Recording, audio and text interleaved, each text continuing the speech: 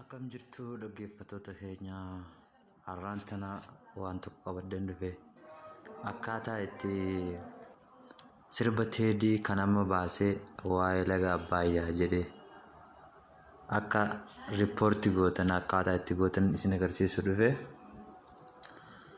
Egaa namoonni keenya hedduun riippoortii goona jedhanii seenanii sabaskiraayib fa'aa godhanii fi sabaskiraayibii isaa guddisaa fi jiranii.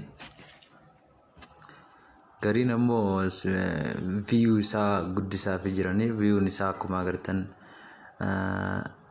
miliyoona takka tuqaa takka seenee fi jira guyyaa tokko keessatti.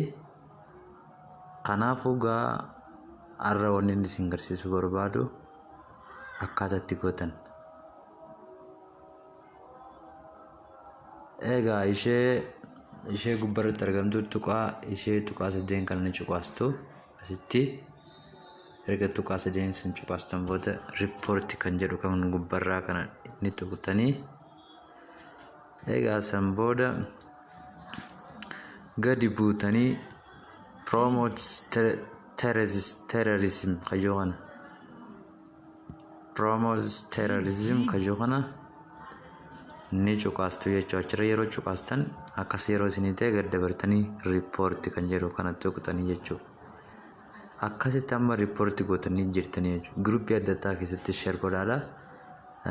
Akka sirboota keenya sirbaa akka bilisummaa dinquu fa'aa nafxanyaan YouTube irraa buusuudhaaf gurmooftee wal jaartee buuftee jirti.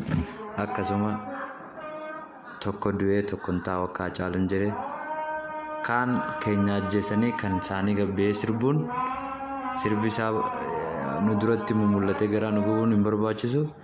Saniifuu itti hirmaadhaa balleessaa irraa balleessuu qabnaa jechuudha. Inshaallah ni moona inshaallah ni moona jabaadhaa waliif sheer godhaa yuutuubii hiyyallee sabiskiraayib godhaa waan biraallee qabeen isinii dhufaa inshaallah.